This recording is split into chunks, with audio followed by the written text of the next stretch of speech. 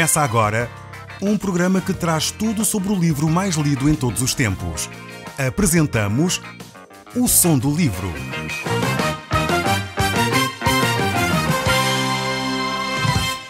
Seja muito bem-vindo. Neste podcast vai encontrar o livro mais conhecido e lido em todo o mundo. Vamos levá-lo numa viagem pela história da humanidade. Este é um audiolivro para si, para a sua família e sociedade em geral. Contextualização e comentários de Paulo Chaveiro. Eu sou o Paulo Chaveiro e nós hoje estamos a estudar o Salmo número 79. Este salmo tem como título O povo pede castigo para os seus inimigos. Ou podemos dizer que o povo tem esperança no meio do desespero. Este é um salmo daqueles 12 salmos de Asaf, que poderá ser lido juntamente com o Salmo 74 também. Este é um salmo que descreve o tempo de grande crise que o povo de Israel viveu. Viveu a invasão de Sisac, depois as conquistas da Babilónia e a vitória de Antíoco e Epifânio foram de facto os 3 grandes momentos que o povo de Israel viveu de uma forma terrível. Mas estes salmos aqui podemos entendê-los dentro do enquadramento de 2 Reis, capítulo 25, e também de Lamentações de Jeremias. São de facto o conteúdo, o contexto histórico que rodeia a escritura deste salmo. É evidente que este salmo não poderia ter sido escrito por Asaf, o amigo de Davi, pois no tempo de Davi nós encontrávamos um tempo de grande expansão. O reino de Israel estava a florescer, era um tempo em que a cidade de Jerusalém estava a crescer. Ele nunca poderia ter dito que profanaram o teu santo templo, reduziram Jerusalém a ruínas. Isto não foi de certeza o tempo em que Davi viveu. Então temos aqui provavelmente um outro Asaf, alguém que escreveu depois de Jerusalém ter sido destruída, depois das conquistas, provavelmente estas conquistas que eu já citei de Sisac. Então temos estes momentos históricos que nós vamos encontrar aqui neste salmo. Este salmo também poderia ser entendido como uma oração. E se nós olharmos dessa forma, vamos ver aqui contido nele 2 pensamentos.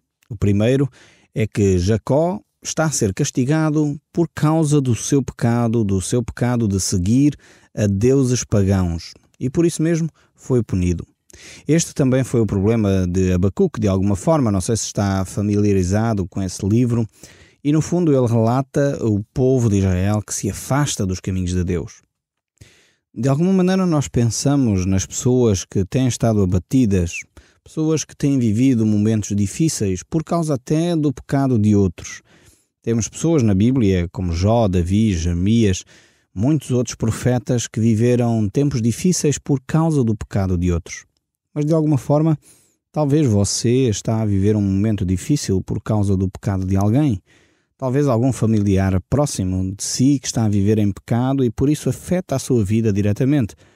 Talvez alguma pressão social pelo facto de você ler a Bíblia, estudar a palavra de Deus, ouvir até este programa de rádio e por isso sente de perto aquilo que é o pecado de outros. Provavelmente você vai compreender perfeitamente o que é que este salmo relata e este pensamento do sofrimento.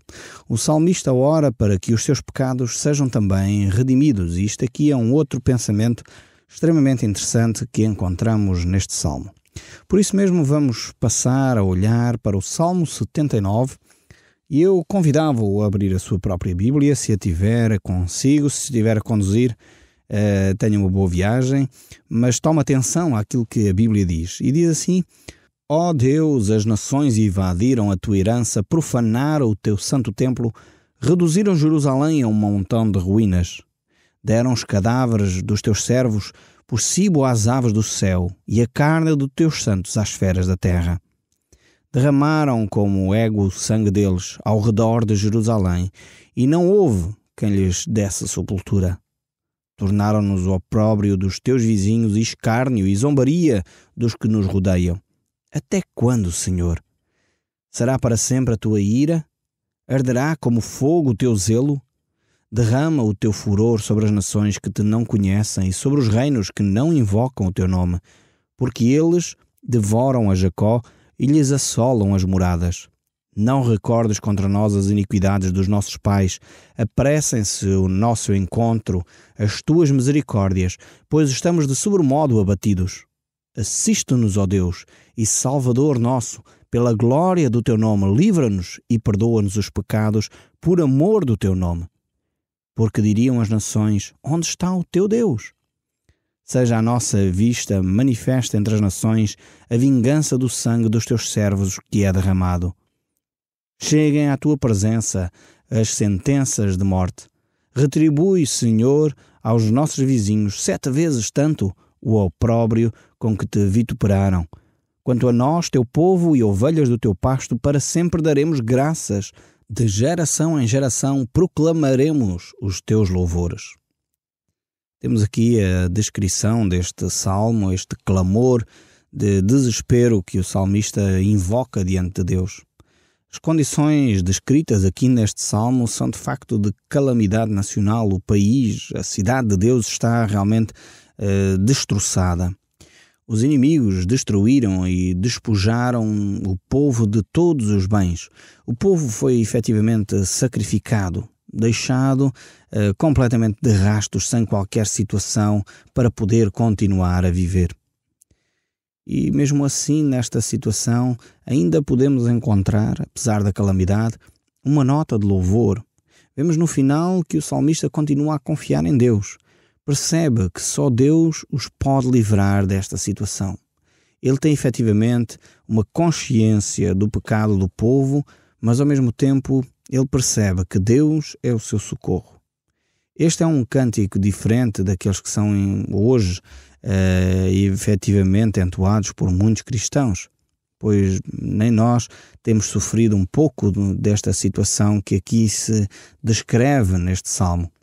Efetivamente, nós devemos voltar-nos para Deus, buscar o seu perdão, voltar-nos para Deus e de alguma forma clamar até pelos nossos inimigos. Provavelmente não temos situações semelhantes a estas aqui relatadas pelo salmista. Nós aqui no nosso país ainda não vivemos isso. Mas infelizmente no mundo há muitos cristãos que vivem exatamente este tipo de situação. Há cristãos que estão a ser perseguidos em alguns países, há cristãos que estão a ser mortos por causa simplesmente da sua fé. Estamos a falar de muitas guerras que se travam em alguns países. Aqui, no nosso mundo, estamos a falar deste século XXI, situações onde as pessoas, por serem cristãos, são mortos e aniquilados. E muitas vezes esses cristãos que estão a ser mortos e a pagar com a sua vida, o facto de simplesmente serem filhos de Deus, de alguma forma eles continuam a orar por aqueles que os perseguem, por aqueles que os maltratam. Que Deus nos dê a graça de conseguir orar por aqueles que nos maltratam, talvez não tanto com esta violência descrita aqui neste Salmo 79, mas que nós tenhamos a capacidade de perdoar aqueles que nos ofenderam, aqueles que nos maltrataram, aqueles que efetivamente tiveram uma palavra menos agradável para conosco. Talvez aqueles que de alguma maneira são ingratos e não agradecem o esforço que nós fizemos. Mesmo assim, tenhamos um sentimento de compaixão por eles, oremos por eles, procuremos em Deus a sua restauração. E ao mesmo tempo, quando as situações ocorrem na nossa vida, nós próprios busquemos a Deus, percebendo que é Deus quem é o nosso refúgio, Deus é o nosso escudo, Deus é aquele que nos protege na hora da angústia. Nós passemos agora ao Salmo 80, cujo título deste salmo é Pedindo Restauração, ou Pedindo a Salvação das Calamidades. Sobre o autor deste salmo, não é certo, mais uma vez, que seja Asaf. E de alguma forma vemos que este Asaf, que era amigo de Davi, nos tempos de Davi, ele certamente tinha presenciado um grande desenvolvimento da nação de Israel e por isso mesmo é capaz de ser um outro Asaf. Ele continua a descrever que as nações entraram na tua herança e profanaram o seu santo templo. Continua a ser uma descrição de calamidade e de pedido de intervenção por parte de Deus. Nós vamos encontrar aqui este Salmo 80 dividido de várias formas. Poderíamos dividi-lo do verso 1 a 3 e é uma oração pela restauração a favor deste povo. Notemos também aqui especialmente os nomes de José, Efraim, Benjamim, as tribos da nação de Israel. Depois encontramos do verso 4 até ao verso 7, e aqui o escritor apela ao Senhor para que Israel e Judá realmente continuem de pé. O verso 4 tem uma linguagem muito forte, divide-se de alguma forma em 3 partes, e aqui os versos 7 a 19, em 3 partes também apresentam Israel, a alma do cristão ou a alma do crente, e efetivamente procura a prosperidade do povo de Deus. Nos versos 7 a 11, ele mostra a adversidade. Nos versos 12 e 13 mostra a restauração, e nos versos 14 a 19 a figura da videira é mais uma vez utilizada para ser apresentada aqui com bonitos detalhes sobre como podemos florescer. E aqui temos o povo de Israel mais uma vez numa situação bastante difícil. Vejamos então este salmo. Ele diz assim: dá ouvidos ao pastor de Israel, tu que conduzes a José. Como um rebanho, tu que estás entronizado acima dos querubins, mostra o teu esplendor. Perante Efraim, Benjamim, Manassés, desperta o teu poder e vem salvar-nos. Restaura-nos, ó Deus, faz resplandecer o teu rosto e seremos salvos. O Senhor, Deus dos exércitos, até quando estarás indignado contra a oração do teu povo? Dá-lhes a comer o pão de lágrimas e a beber copioso pranto. Constitui-nos em contendas para com os nossos vizinhos, e os nossos inimigos zombam de nós a valer. Restaura-nos, ó Deus dos exércitos. Faz resplandecer o teu rosto e seremos salvos. Trouxeste uma videira do Egito, expulsaste as nações e a plantaste. Dispuseste-lhe o terreno. Ela deitou profundas raízes e encheu a terra. Com a sombra dela os montes se cobriram, e com os seus sarmentos os cedros de Deus. Estendeu ela a sua ramagem até ao mar, e os seus rebentos até ao rio. Porque lhe derrubaste as cercas de sorte que vindimam todos os que passam pelo caminho. O javali da selva a devasta, e nela se repastam os animais que pululam no campo. Ó Deus dos exércitos, volta-te, nós te rogamos, olha do céu e vê, e visita esta vinha. Por o tejo que é a tua mão direita plantou, e o sarmento que para ti plantaste. Está queimada a fogo, está decepada. Parecem pela repreensão do teu rosto. Seja a tua mão sobre o teu povo, a tua destra, sobre o filho do homem que fortaleceste para ti, e assim não nos apartaremos de ti. Vivificaremo-nos e invocaremos o teu nome. Restaura-nos, ó Deus dos exércitos. Faz resplandecer o teu rosto e seremos salvos. Não sei se reparou, certamente que sim, que este texto bíblico tem aqui várias vezes uma referência a este Deus que faz resplandecer o teu rosto e salva-nos. É uma frase recorrente neste salmo inteiro. Vemos que várias vezes esta frase aparece, percebendo aqui o salmista que quando o rosto de Deus está sobre eles, então eles tinham a bênção de Deus. Esta ideia de que Deus fazia resplandecer o seu rosto sobre o povo era que Deus dava atenção, um cuidado especial para com o povo. E víamos também que ao mesmo tempo que ele percebia que Deus dava esta atenção, então ele clamava por socorro. Que cada um de nós possa ter esta preocupação, faça esta oração a Deus, de clamar para que o rosto de Deus resplandeça sobre nós. Isto tem a ver com intimidade com Deus, tem a ver com o desejo de estar face a face com Deus, tem a ver com o desejo de nos aproximarmos cada vez mais do Senhor ao ponto de o vermos face a face. Não sei se é esse o seu desejo, um desejo sincero de buscar a Deus, de ter essa vontade de estar próximo de Deus. Eu espero sinceramente que sim, que você possa ter este desejo de se encontrar, de restaurar a sua vida com Deus. Nós encontramos esta expressão que eu citei, quer no Salmo aqui 80, no verso 3, quer no verso 7, quer no verso 19. E todas elas contêm esta expressão forte: restaura-nos, ó Deus, faz resplandecer o teu rosto e seremos salvos. Eu espero que você possa desenvolver essa intimidade com Deus, o querer estar próximo de Deus. Para isso, há alguns passos importantes que são necessários ser dados. Nós não criamos intimidade com uma pessoa se não passarmos tempo com ela. Com Deus não é diferente. Para você poder desenvolver intimidade com Deus, para você poder, do fundo do seu coração, clamar: Deus, faz resplandecer o teu rosto sobre mim, traz a tua bênção sobre mim, eu quero te conhecer mais e mais, há algumas coisas que você precisa de pôr em prática. A primeira é: comece por ler a Bíblia. Se você ainda não tem esse hábito, leia a Bíblia diariamente. Eu creio que o nosso povo verá uma grande diferença quando todas as pessoas que têm Bíblia em casa começarem a ler a sua Bíblia, compreender aquilo que Deus está a dizer na sua palavra. Isto já aconteceu noutros países, já aconteceu noutras épocas, em quando o povo se volta para Deus, quando o povo começa a buscar a palavra de Deus na sua própria língua, começa a entender aquilo que Deus está a fazer por si próprio e começa a transformar a sua vida, então a nação é transformada. Se começa a ter este desejo de se aproximar de Deus, comece por ler a Bíblia. Uma segunda coisa que é importante você fazer é: comece por orar também. Diariamente, quando se levanta, antes de ir para o trabalho, pega em si e clama a Deus: Senhor, faz resplandecer o teu rosto sobre mim. Senhor, mostra-me a tua vontade. Senhor, dirige o meu dia. São pequenas frases que você pode dizer para que Deus efetivamente esteja consigo e o acompanhe diariamente. Depois, uma terceira coisa que você pode fazer. Então, a primeira é ler a Bíblia, a segunda é orar. Uma terceira coisa que é importantíssimo você fazer é reúna-se numa comunidade. A Bíblia é muito clara sobre este assunto. Ela mostra claramente que nós não podemos crescer espiritualmente se não tivermos envolvidos numa comunidade.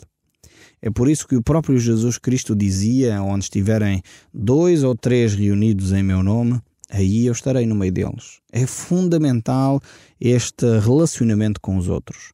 Eu sei que é difícil, eu sei que nem sempre nós conseguimos com alguma facilidade esse relacionamento com os outros, mas é exatamente aí que nós podemos crescer, moldar o nosso caráter, é aí que nós nos apercebemos que temos que ser delicados, é no meio das outras pessoas que nós entendemos que temos que ter palavras de sabedoria, brandura, paciência, perseverança.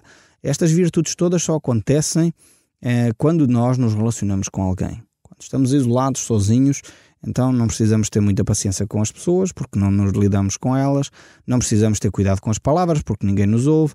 Então é necessário uma comunidade. Comece a frequentar uma comunidade perto da sua casa. Muitas pessoas nos têm escrito, quer católicos, quer protestantes, quer evangélicos, nos têm escrito exatamente a relatar isso. O seu envolvimento com as suas comunidades. Eu fico extremamente satisfeito por perceber que há pessoas que estão envolvidas e nesse ambiente certamente irão ter crescimento espiritual. E por último, espero que você possa continuar a ouvir também o nosso programa. Eu creio que dessa forma poderá também ser enriquecido espiritualmente e ter o seu crescimento adequado. Então, 4 passos importantes para você poder continuar a crescer e a ver o rosto de Deus resplandecer sobre si. Então, seguimos agora para o Salmo 81. Este Salmo 81 podemos ver que é uma exortação ao louvor e à obediência. E nós encontramos nas Escrituras constantemente este desafio. É um desafio diário de nós louvarmos a Deus e obedecermos à sua palavra. Vejamos então este salmo que diz: cantai de júbilo a Deus, força nossa, celebrai o Deus de Jacó, salmodiai e fazei soar o tamborim, a suave harpa com o saltério, tocai a trombeta na lua nova, na lua cheia, no dia da nossa festa. É preceito para Israel, é prescrição do Deus de Jacó. Ele o ordenou como lei a José, ao sair da terra do Egito. Ouça uma linguagem que eu não conhecera. Livrei os seus ombros do peso, as suas mãos foram livres dos cestos. Clamaste na angústia e eu te livrarei. Do recôndito do trovão eu te respondi e te experimentei junto às águas de Meribá. Ouve, povo meu, quero exortar-te. Ó Israel, se me escutasses, não haja no teu meio deuses alheios, nem te prostres entre deuses estranhos. Eu sou o Senhor teu Deus, que te tirei da terra do Egito. Abre bem a tua boca e te a encherei. Mas o meu povo não me quis escutar a voz, e Israel não me atendeu. Assim deixei-os andar na teimosia do seu coração. sigam os seus próprios conselhos. Se o meu povo me escutasse, se Israel andasse nos meus caminhos, eu de pronto lhes abateria o inimigo e deitaria mão contra os seus adversários. Os que aborrecem o Senhor se lhes submeteriam, e isto daria para sempre. Eu o sustentarei como o trigo mais fino, e os saciarei com o mel que escorre na rocha. Vemos que este é o desejo do coração de Deus, um desejo de sempre cuidar do seu povo. E aqui, de alguma maneira, o salmista começa por manifestar o louvor e a adoração. Ele começa por mostrar que louvor e adoração a Deus devem ser feitos com muita alegria. Louvor e adoração a Deus não têm de ser assim com uma atitude cinzenta, triste, abatida. Isso não é um louvor. Deus se alegra quando o seu povo está alegre. Então, não tem mal nenhum estar num culto e ter uma variedade enorme de instrumentos. É o que nós encontramos aqui. Vemos que há tambores, há harpas, há trompetes, há tantos instrumentos aqui que o povo se alegrava como se fosse uma grande festa. E este é o devido louvor a Deus.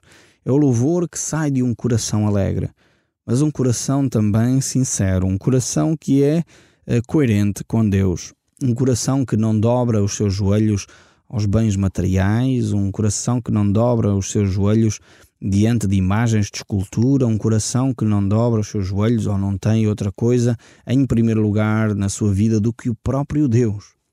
Deus não divide a sua glória com ninguém, nem com a igreja, nem com os homens, nem com os líderes religiosos. Deus não divide a sua glória com ninguém. Então, tenhamos o nosso coração um coração de adoração, um coração que sabe ser grato a Deus, e dessa forma possamos viver em novidade de vida, uma vida que efetivamente agrada a Deus. Este é o meu desejo sincero para cada um de vocês que me está a escutar. No próximo programa, continuaremos a ouvir o som deste livro. O Som do Livro, uma produção da Rádio Transmundial de Portugal.